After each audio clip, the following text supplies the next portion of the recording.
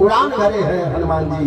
कैसे चले हनुमान जी? मानस में गोस्वामी जी लिखते हैं कि जिन अमोघ रघुपति का रवाना, जिस प्रकार से रघुनाथ जी अर्थात राम जी के धनुष से बाण निकलता है, उसी प्रकार से हमारे हनुमान जी का वेग हुआ है। उड़ान भरे, बाण के समान हमारे हनुमान जी महाराज उड़ान भरे, तीव्र वेग चले हैं हनुमान जी। मैना का पर्वत प्रकट हुआ, कहता है हे हनुमान जी, हम आपकी सेवा के लिए प्रकट भय हैं, हमारी पीठ पर थोड़ी विश्राम कर लो। हनुमान जी कहते हैं क्या? नहीं, राम काज कीन्हे बिनु मोहि कहाँ विश्राम। मैं जब तक राम जी के कार्य को पूर्ण नहीं कर लेता, मेरे जीवन में विश्राम नहीं है। इसलिए हे मैना के पर्वत, हम तुम्हारे इस सेवा को स्वीकार नहीं कर सकते। कब तक? जब तक राम जी के कार्य को मैं पूर्ण नहीं कर देता। विदा भय हनुमान जी। सामने सुरसा प्रकट भई है। सुरसा कौन है? अहिन की माता। अहिन का अर्थ है सर्पों, सर्पों की माता।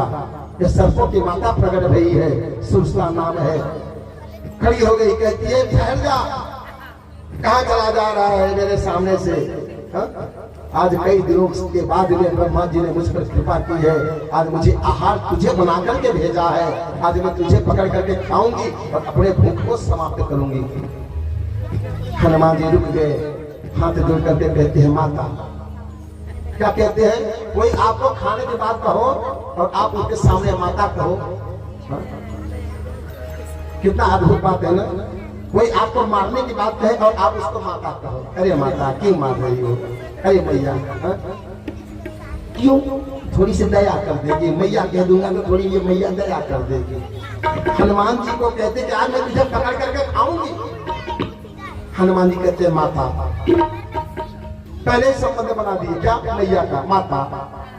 राम जी के कार्य के लिए जा रहा हूँ, राम जी के कार्य को पूर्ण करके राम जी को सुना दूं और इसके बाद में मैं तेरी सेवा में आ जाऊंगा, तो तू मुझे खा लेना, अपने मन की पूर्ति कर लेना। अरे वाह वाह, बड़ा चतुर है रे तू मेरे सामने आहार बन करके आया, भोजन बन करके आया और मैं तुझे ऐसे ही छोड़ दूं? बड़ा चतुर है रे तू। मेरा आहार बन करके आज मैं तुझे खाऊंगी, कई दिनों से भूखी हूँ और तू कहता है मुझे जाने दे, मैं वापस में आऊंगा तब मुझे खा लेना। जो जाता है वो वापस आता है क्या? भोजन बनने के लिए कोई आएगा वापस? नहीं नहीं, बड़ा चतुर है रे, मैं ऐसे जाने नहीं दूंगी। हनुमान जी कहते हैं माता, राम जी के कार्य के लिए जा रहे हैं, विलंब हो रहा है, तुझे जो भी करना है जल्दी कर, परंतु तू मुझे एक बात बता कि मेरा इतना विशाल स्वरूप है और तेरा मुख छोटा है, मैं तेरे मुख में आऊंगा कैसे? ये तो बहुत बड़ी समस्या है तेरे सामने। तो चिंता न कर, मैं अभी अपने मुख को बड़ा करती हूँ और तुझे अपने मुख में धारण करती हूँ। सुरसा क्या करती है? जस जस सुरसा बदन में बढ़ावा, बदन अपने शरीर को बढ़ाती है। हाँ, ताश दूर कभी रूप देखा हुआ। सुरसा अगर 10 योजन के अपने रूप को बनाती है तो हनुमान जी 20 योजन, सुरसा 20 योजन का अपना बदन पसारती है तो हनुमान जी 40 के, सुरसा 40 की होती है तो हनुमान जी 80 के। अब एक सागर से एक सागर का जितना किनारा है 100 योजन, सुरसा अपने मुख को बड़ा कर लेती है। एक सागर के किनारे से एक सागर के किनारे तक जोजन भर इतने ही तदनु पसारा। एक किनारे से एक किनारे तक सुरसा जब अपने मुख को खोलती है तब हनुमान जी बड़ी चतुराई से क्या करते हैं? छोटा रूप बना लिया, छोटा सा मुख में गए, प्रवेश करके बाहर आ गए। मांगी विदा कहां से? भैया अब तो जाने दे, मैं तो तेरा भोजन बन गया, अब तो मुझे जाने दे। देख मैं तेरे कार्य को पूर्ण कर दिया ना, बड़ा चतुर बंदा है, तो जा तुझे आशीर्वाद में देती हूँ, तो कार्य में सिद्धि प्राप्त कर। मैं तो ब्रह्मा जी के माध्यम से भेजी गई थी तेरी बुद्धि परीक्षण के लिए, तो जा राम जी के कार्य को पूर्ण करेगा। हनुमान जी प्रणाम करके आगे बढ़े। सिंहिका मिली, सिंहिका का वध किया हनुमान जी और कूद करके लंका के पास पधारे। वहां पर लंकिनी का पहरा, संध्या होने वाली थी। हनुमान जी मन में विचार किए कि संध्या होते होते लंका में प्रवेश कर जाऊंगा, तो छोटा सा रूप बनाया हनुमान जी, लंका में प्रवेश करने लगे। लंकिनी कहती अरे चोर कहाँ जा रहा है तू? मेरे आंखों में धूल छोड़ करके तू छोटा रूप बना करके लंका में प्रवेश कर रहा, ठहर जा, मैं तुझे भी खाती हूँ। हनुमान जी कहते हैं लोग कर लो बात, ये भी खाने की बात कर रही है, ठीक है तैयार हो जा, कोई बात नहीं। हनुमान जी ने क्या किया? एक मुष्टि का प्रहार करते हैं, उसके मुख पर दे मारते हैं, गिर पड़ी पृथ्वी पर। रक्त की धार बहने लगी। अपने आप को संभाली और उसको याद आए क्या? ब्रह्मा जी के वचन। क्या वचन? यदि किसी बंदर के मुख से, किसी बंदर के मुष्टिका से तू धरती पर गिर जाएगी और तेरे मुख से रक्त की धार बहने लगेगी, तो मान लेना कि लंका का विनाश अब निश्चित हो गया। हनुमान जी लंकिनी को गति दिए और लंका में प्रवेश किए। लंका में सब स्थान पर हनुमान जी ढूंढ लिए सीता जी को। भवन में, अटारियों में, शस्त्रागार में, भोजनालय में, सभी स्थान पर हनुमान जी ढूंढ लिए, लेकिन सीता का कहीं पता नहीं, कहीं कोई पता नहीं। फिर हनुमान जी क्या देखते हैं? भवन एक पुनि दीख सुहावा, हरे मंदिर कह भिन्न बनावा। कैसा बना है? रामायुध अंकित गृह शोभा मरण न जाए, नव तुलसिका देखी हरस कपिराय। तुलसी जी का पौधा लगता है कि रामायुध अंकित गृह, मकान के सामने राम जी का नाम लिखा हुआ। तुलसी जी का पौधा है। समझ में आ गया कि यहाँ पर कोई भक्त रहता है। हनुमान जी ब्राह्मण रूप धारण कर लिए, पता लगाने के लिए निशाचरों की नगरी में ऐसा कौन भक्त है? राम राम थे सुमिरन की ना, राम राम करने लगे हनुमान जी। राम राम करते हुए विभीषण जी भी निकल करके आए। विभीषण जी कहते हैं ब्राह्मण देवता आप राम राम लंका में होकर के कह रहे हो, आप जानते नहीं कि लंका में राम नाम बोलना अपराध है, मारे जाओगे। ब्राह्मण देवता ये जो हनुमान जी है वो बनाए ब्राह्मण का, कहते मैं तो आकाश मार्ग से जा रहा था, हे भक्तराज आपका यह गृह आश्रम देखा तो आपके गृह आश्रम तक आ गया, परंतु आप मुझे बताइए कि आप लंका में रह करके भगवान के नाम की माला का जाप कैसे करते हैं? भगवान की भक्ति आप कैसे करते हैं निशाचरों के बीच में रह करके?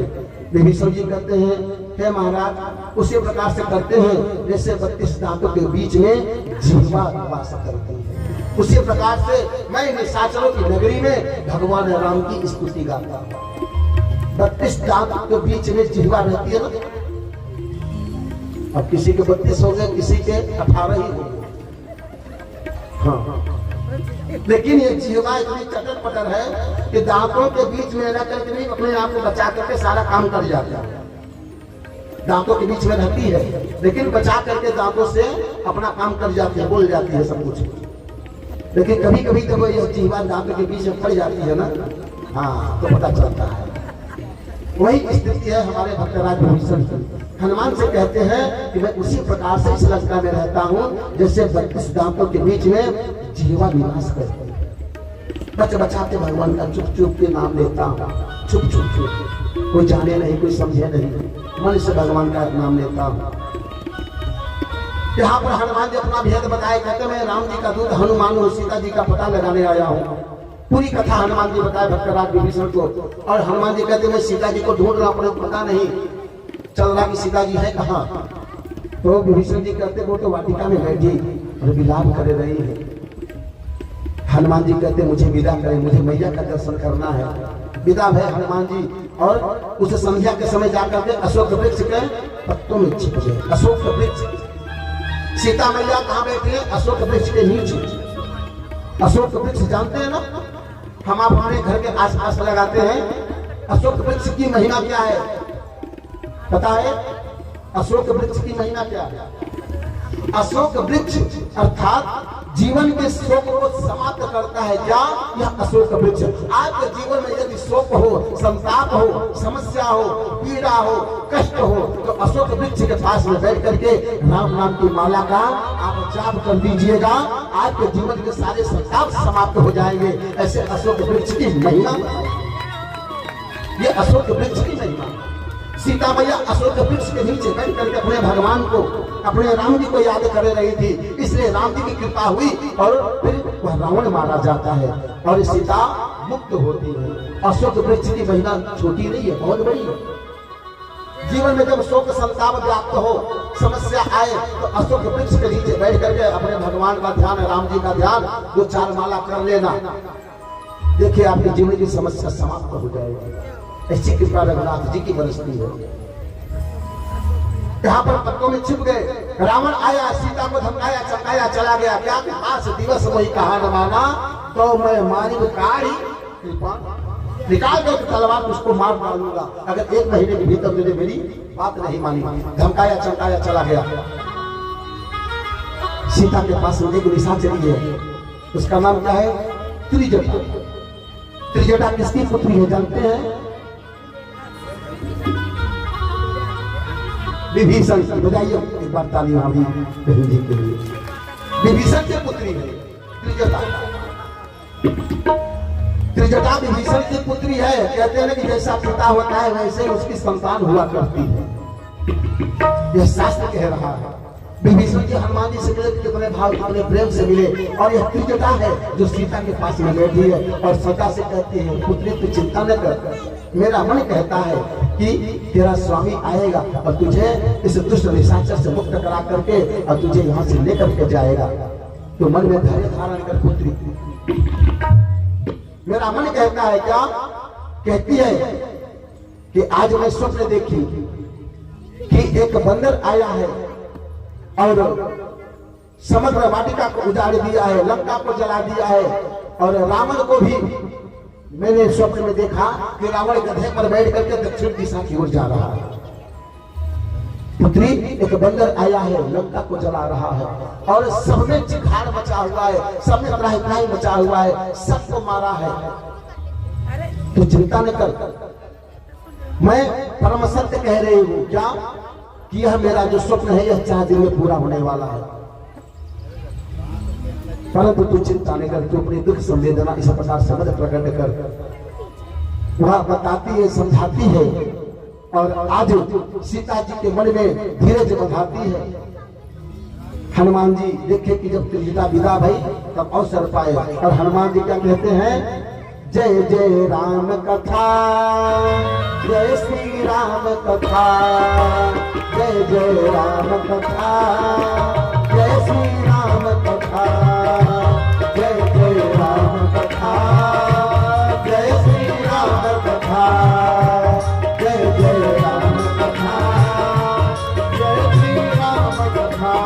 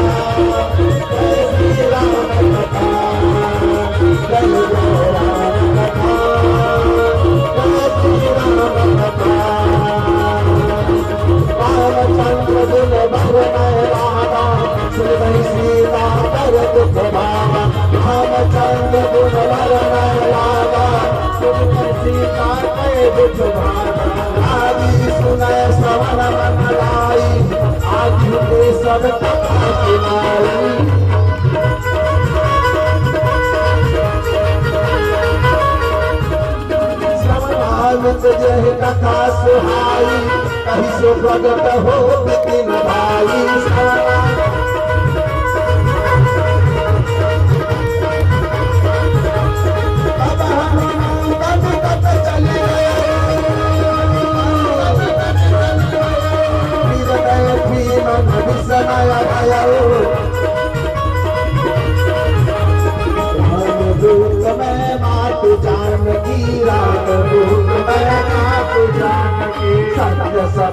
करुणा निधान की भक्त सपत करुणा निधान। यह मुद्रिका मात में आनी,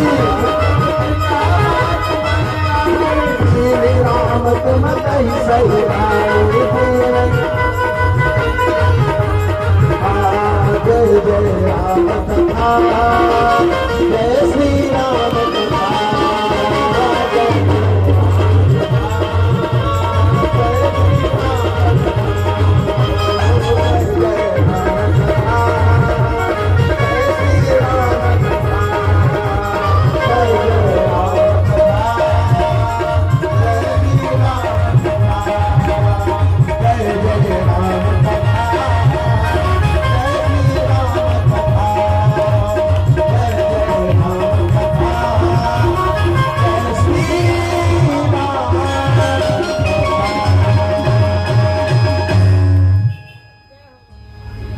हनुमान जी महाराज पत्तों में छिपे बैठे अवसर को जाने राम जी की दी हुई मुद्रिका को गिरा देते हैं।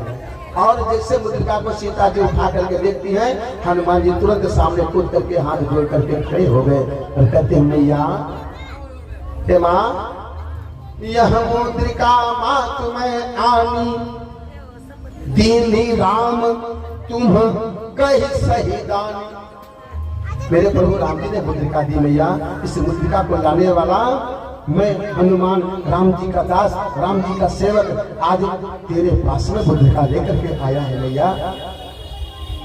सीता जी कहती है बंदर और मुद्रिका लेकर के आया 100 योजन सागर को पार करके? नहीं नहीं नहीं, ये रघुनाथ जी का कोई दूत नहीं है, ये तो रावण की बनाई हुई माया शक्ति है जो मुझे भ्रमित करना चाहती है।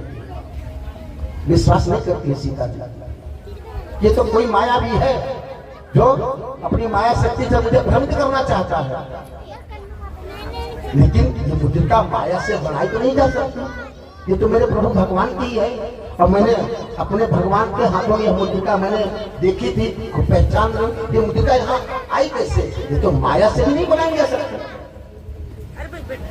ये तो मेरे भगवान की मुद्रिका है। लेकिन लाने वाले के ऊपर विश्वास नहीं है।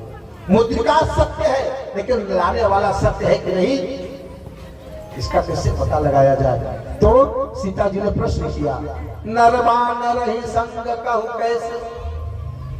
नर और बानर में संगति कैसे हुई? हनुमान जी कहते हैं कही कथा भई संगति जैसे संगति हुई नर और बानर में, पूरी कथा हनुमान जी बता दे। जब से आपका हरण हुआ, भगवान ढूंढते ढूंढते सबरी के आश्रम में आए, महाराज सबरी से मित्रता की, फिर हम सबको आदेश मिला, हम सब ढूंढते ढूंढते चारों दिशाओं में निकले। हे मैया, यह हनुमान का परम सौभाग्य है कि आपका प्रथम दर्शन मुझे प्राप्त हो रहा है। पूरी कथा बताए। आज सीता मैया बड़ी प्रसन्न भई और हनुमान जी को आशीर्वाद देती है। क्या? हे पुत्र अजर अमर गुण निधि सुत हो, करहु बहुत रघुनायक छो। हे पुत्र, तुमने इतना सुंदर समाचार बताया है, जाओ मैं तुम्हें आशीर्वाद देती हूँ, तुम अजर हो जाओ, अमर हो जाओ। सीता मैया ने हनुमान जी को अजर अमर बना दिया, सर्वदा काल के लिए, सर्वकाल के लिए अजर अमर हो जाओ। और अंत में क्या कहती है सीता मैया? करहु बहुत रघुनायक छो। रघुनाथ जी तुमसे सर्वदा छोह करें, रघुनाथ जी राम जी सर्वदा तुमसे प्रेम करें, प्रीति करें, ऐसा मैं तुम्हें हे हनुमान आशीर्वाद दूं। रामचंद्र भगवान की सर्वदा प्रेम करें राम जी तुमसे, हे हनुमान, ये मैया का आशीर्वाद है। अब हनुमान जी कहते माँ बहुत भूख लगी है, सुंदर सुंदर फल है, आज्ञा दे दे। सीता जी कहती नहीं नहीं मेरे लाल,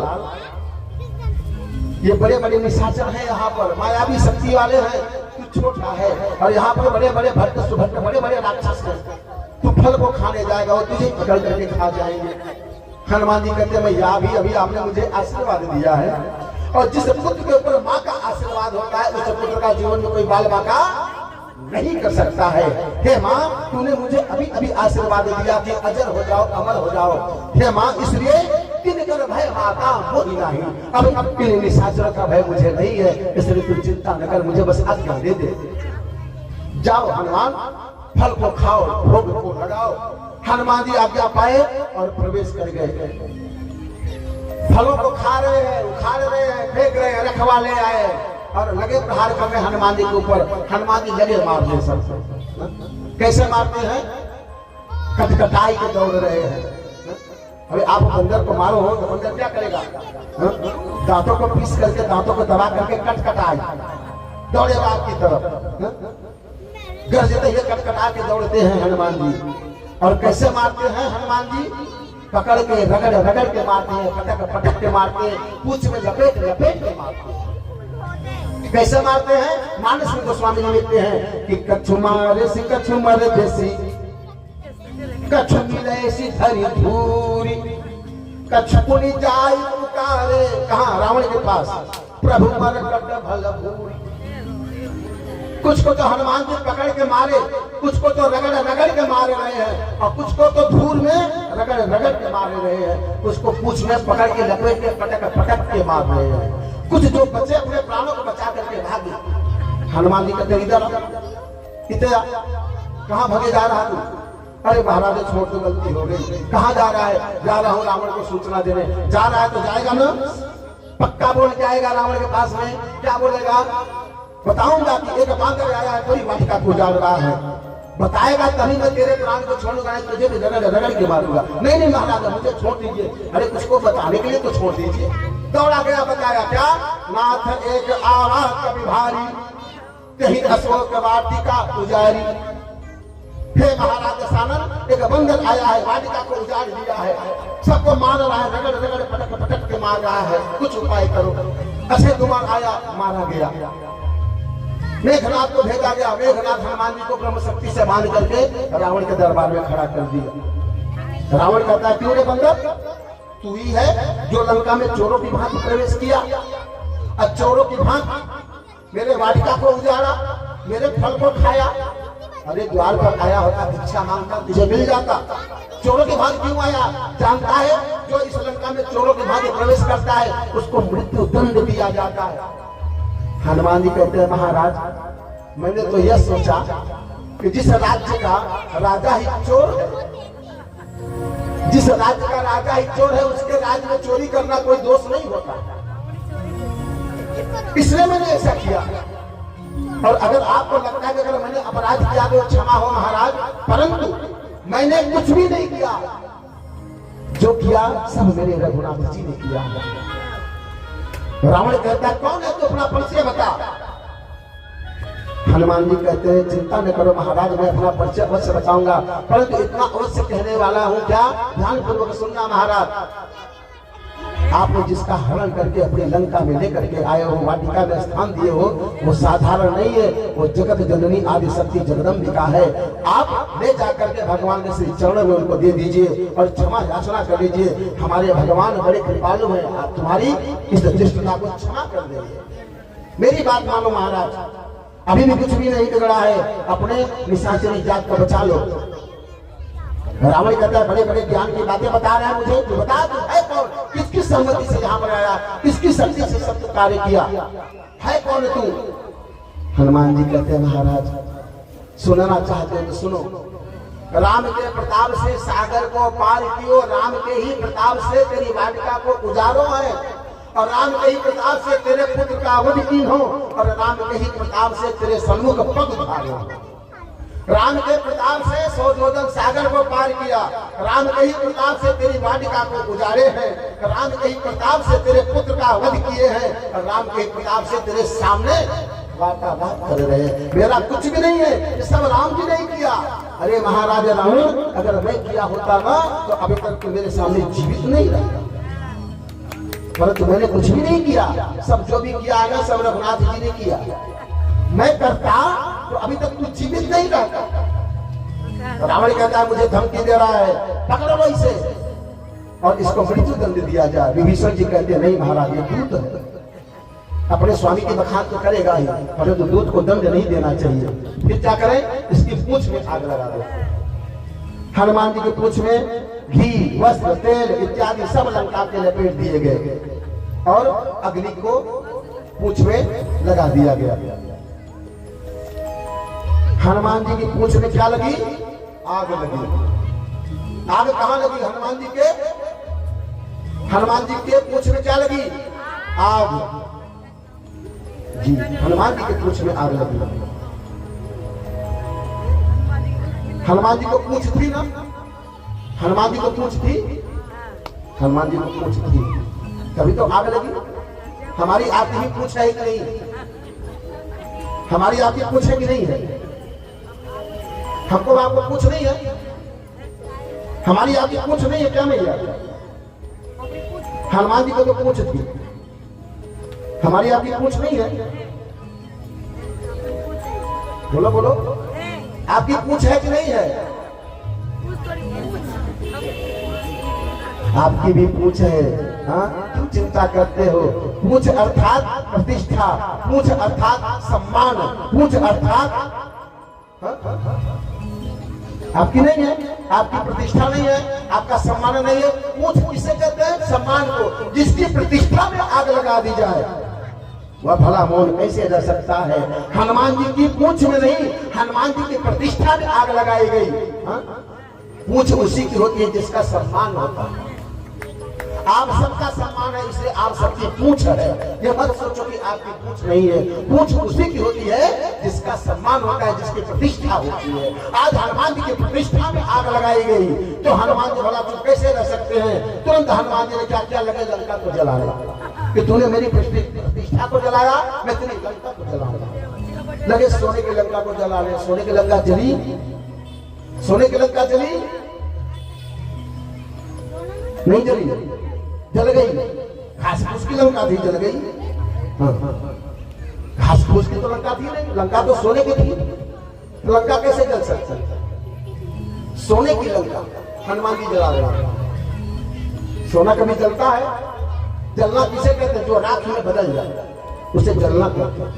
लंका जली नहीं, लंका अग्नि को पाई जब तो लंका पिघलने लगी, जली नहीं, लंका पिघलने लगी। सोना पिघलता है, सोना जलता नहीं है। कोई सुनार भैया होंगे तो पूछ ले, कोई है ना सुनार भैया? सोनी कोई होंगे ना जो बनाने वाले हैं यहाँ पर, उनसे पूछ लेना कि सोना को अगर अग्नि में तपाओ तो क्या सोना जलता है? नहीं, वो पिघलता है, जलता नहीं, राख नहीं होता। सोने की जितनी मात्रा होती है ना उतना ही होता है, चाहे उसको आग में रखो चाहे उसको पानी में रखो, मात्रा उतनी ही होती है, कम नहीं हो सकता। तो सोना अग्नि को पाया, उस तेज को पाया तो पिघलने लगा। हनुमान जी सोचने लगे कि अरे मैं तो इसको जला रहा हूं और ये पिघल करके और सोने की लंका दिव्य होती जा रही, मैं इसको नुकसान पहुंचा रहा हूं, ये सुंदर बनती चली जा रही है, कैसी महिमा। बाबा भोलेनाथ पार्वती से कहते देवी देखो ये हमारी तुम्हारी लंका। आज हनुमान लंका को आग लगा रहे हैं, लेकिन ये लंका अग्नि को पा करके और भव्य और सुंदर हो रही है। इस लंका का बाल बांका नहीं हो रहा है। हनुमान जी बार बार सभी कोठे अटारी पर कूद कूद करके लंका को लगे जलाने, लंका जली नहीं। फिर हनुमान जी वहां पर पहुंचे जहां पर एक महाराज उल्टा लटके थे। हनुमान जी कहते भैया भैया मैं लंका को जला रहा हूं, लंका जल क्यों नहीं रही? बोले महाराज मैं उल्टा लटका हूं और तुम लंका के पीछे पड़े। वो रावण मुझे उल्टा लटका के रखा। अरे पहले मुझे बंधन से मुक्त करो, फिर मैं बताऊं कि लंका क्यों नहीं जल रही। हनुमान जी जो महाराज उल्टे लटके थे उनको बंधन से मुक्त किया, और जब वो उल्टा लटके थे उनको सीधा किया। तब हनुमान जी कहते भैया ये लंका जल क्यों नहीं रही है? मैं इसको अग्नि से जला रहा हूँ। तो कहते हैं लंका क्यों नहीं जल रही? देखना नहीं, अब दिखाने की आवश्यकता है। देखो ये लंका कैसे जलती है।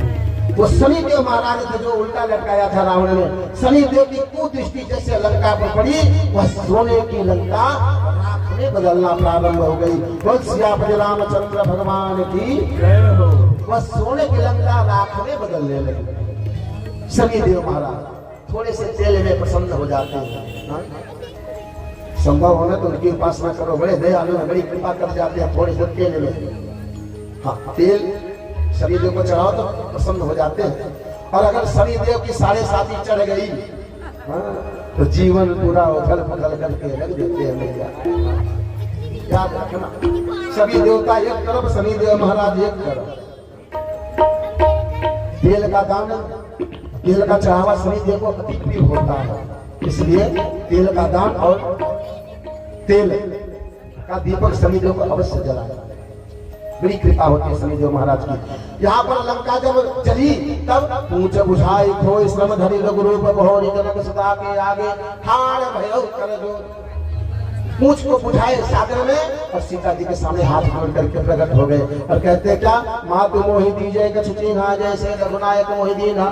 चूड़ामणि उतारी तब दयो हर्ष समेत पवन सुत लयो। प्रसन्नता से पवन सुत लेते हैं क्या, चूड़ामणि को सीता जी देती हैं। हनुमान जी विदा भय सागर के पार आए और आकर के राम जी को सूचना दिए। राम जी सकल सेना सकल बांदर भालू को एकत्रित किए और सागर के किनारे आए। और यहाँ पर राम जी लिंग था विधिवत करी पूजा शिव समान प्रिय मोहिन दूजा। बाबा भोलेनाथ के सुंदर शिवलिंग की स्थापना किए और विधिवत आज हमारे राम जी पूजा करते हैं और उन बाबा का नाम श्री रामेश्वरम के नाम से प्रसिद्धि देते हैं। ये राम जी ने ही श्री रामेश्वरम बाबा का नाम दिया है। कहाँ, जहाँ हम आप दर्शन करने जाते हैं तो दोनों हाथों के बाल उठा करके रामेश्वरम भगवान का जयकारा लगाएंगे। बोले श्री रामेश्वरम भगवान की जय हो। राम जी ने ही लिंग था विधिवत करी पूजा, विधिवत पूजन किए हैं क्योंकि राम जी जानते कि रावण का वध करने जा रहे हैं। शिव की लंका में शिव के ही भक्त का वध करना है, इसलिए राम जी ने यहाँ पर विधिवत शिव जी की पूजा की। फिर समुद्र में सेतु का निर्माण हुआ, नल नील के माध्यम से सागर के पार गए और राम जी ने एक साथ चारों द्वार पर लंका पर आक्रमण किए। मुख्य 4 द्वार थे लंका के, एक साथ युद्ध हुआ। पहले दिन के युद्ध में रावण की आधी सेना मारी गई। दूसरे दिवस के युद्ध में लक्ष्मण महाराज को मूर्छा लगी, वीर घातनी समझ लगी। हनुमान जी बूटी लाए, लक्ष्मण के प्राण बचाए। तीसरे दिवस के युद्ध में कुंभकर्ण आया, राम जी के हाथों मारा गया। चौथे दिवस के युद्ध में मेघनाथ मारा जाता है। 5वें दिवस के युद्ध में राम और रावण का युद्ध हुआ। आज राम जी रावण से युद्ध करते करते रावण को निहत्था कर दिए, सब अस्त्र शस्त्र काट दिए, रथ से विहीन कर दिए। आज रावण अकेला अपनी लंका में गया। 6वें दिवस के युद्ध में रावण पूरे सैन्य शक्ति के साथ में आया है। अस्त्र शस्त्र लेकर के, खड्ग तलवार ढाल कृपाण लेकर के रथ पर विराजमान होकर के रावण राम से घनघोर युद्ध किया है। कुल मिलाकर के शास्त्र में 32 दिन का युद्ध लिखा गया। 32 दिन तक युद्ध चला राम और रावण का। बार बार राम जी रावण के शीश को काटते चले जा रहे हैं और शीश क्यों निर्मित होता जा रहा। विभीषण जी ने भेद बताया, कहते हैं घर का भेदी लंका। रावण क्यों मारा जाता है, क्योंकि रावण के पास में विभीषण जैसा भाई नहीं है। और राम जी क्यों विजय प्राप्त करते हैं, क्योंकि राम जी के पास में लक्ष्मण जैसा भाई। इसलिए सर्वदा भाई को भाई से मिल करके रहना चाहिए। नहीं, याद रखना जीवन में ये कथा कहती है, भाई को भाई से मिल करके रहना तो जीवन में सभी काम वह पूर्ण कर सकता है। और अगर भाई भाई अलग हो गए तो मान लीजिएगा कि संसार के सारे काम उसके अधूरे रह जाएंगे, किसी भी कार्य में वह सफलता नहीं प्राप्त होती है।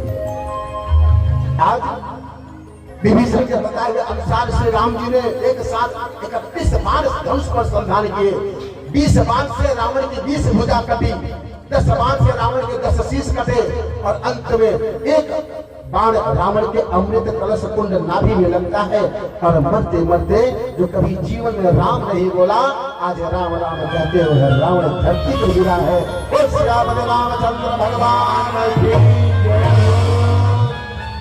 राम राम कहते हुए अंतगति को गया है।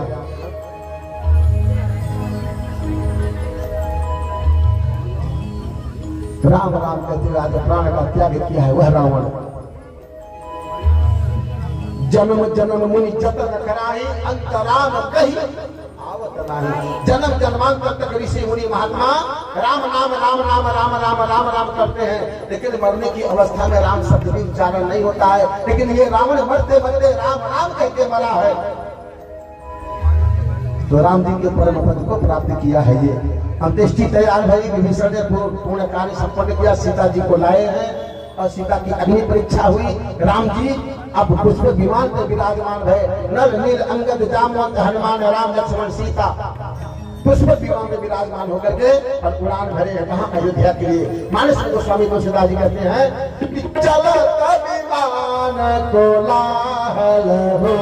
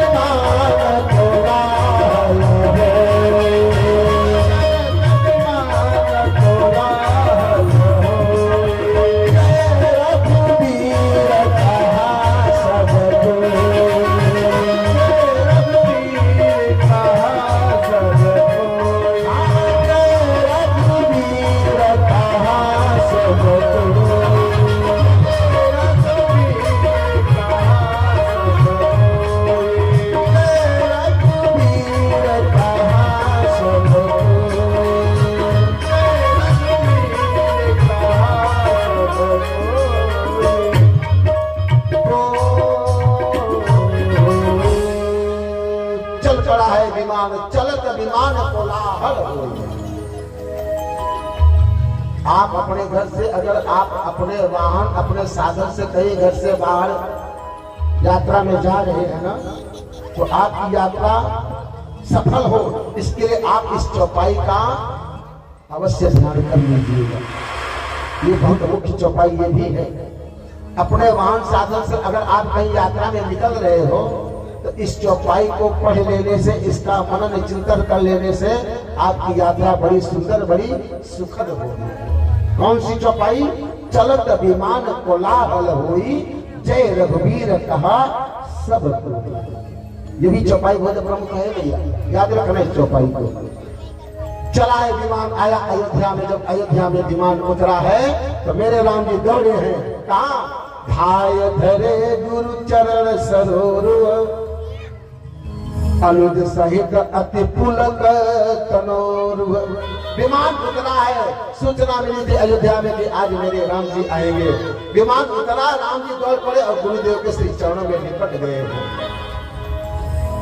लक्ष्मण भैया आए, गुरुदेव को प्रणाम किए। फिर प्रभु राम जी माता कौशल्या कैकेयी और श्री सुमित्रा जी से मिलते हैं, सकल समाज से मिलते हैं। आज गुरुदेव वशिष्ठ जी कहते हैं, राम आज से तुम्हारे 14 वर्ष पूर्ण भय, अब सप्त नदियों के पावन पवित्र जल से तुम्हारा अभिषेक किया जाएगा। इसके बाद में तुम्हें राज सिंहासन पर बिठा करके तुम्हारा तिलक किया जाएगा।